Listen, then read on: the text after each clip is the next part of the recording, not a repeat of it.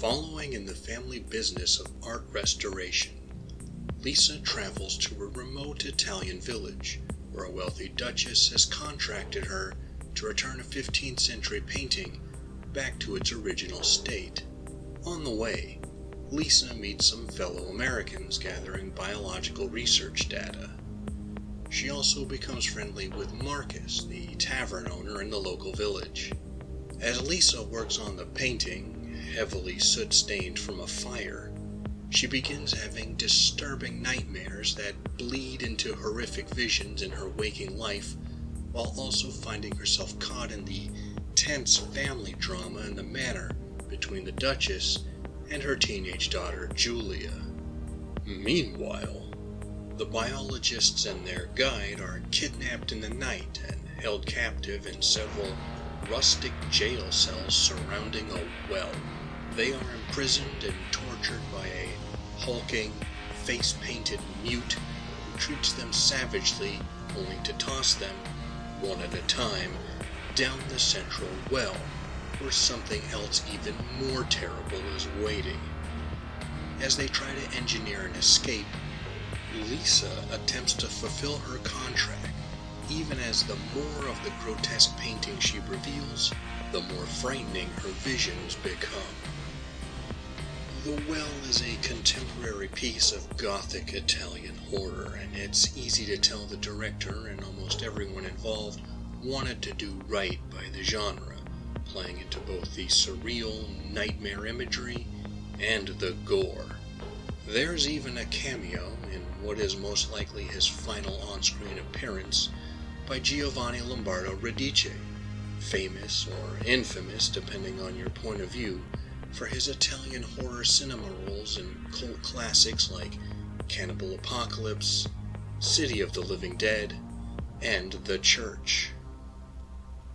Most of the psychologically disturbing elements appear in Lisa's storyline, as we're invited to wonder how much of what she sees is real, or her feeling the mental strain of the job and living up to her father's legacy, or part of the curse, as Julia claims, what with the painting supposedly haunted by the scene of witchcraft it depicts.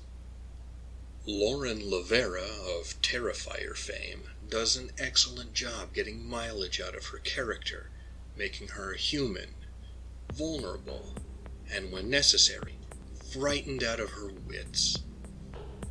The biologists and their storyline is more straightforward, as they are imprisoned, tormented, and disposed of by a shirtless brute in slapdash clown makeup, all in the service of feeding some otherworldly creature.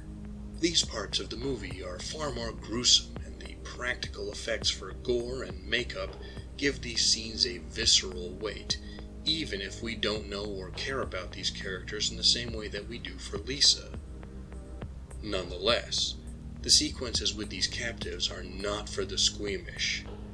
Of course, these two plotlines converge as the movie nears its end, which has a few more twists in store, all the way until the credits roll.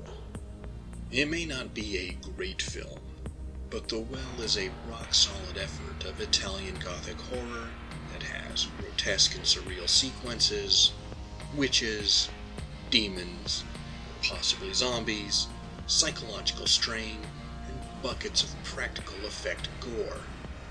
It's pretty much everything you could ask for from the genre. But what do you, the audience at home, think? Have you seen 2023's The Well? Are you a fan of Italian Gothic horror cinema? Do you wish there were more movies like this one made prominently and widely available, compared to the lowest common denominator junk the major studios push into theaters? Be sure to share your thoughts in the comments. Thank you for taking the time to listen to my peculiar notions. If you appreciate this channel and want to support it, you know what to do. You can also take a moment to like, comment, share, and subscribe to the channel of another YouTube creator you enjoy, or the algorithm will drink their blood to stay young and relevant. Until next time, watch some good movies, live and be well.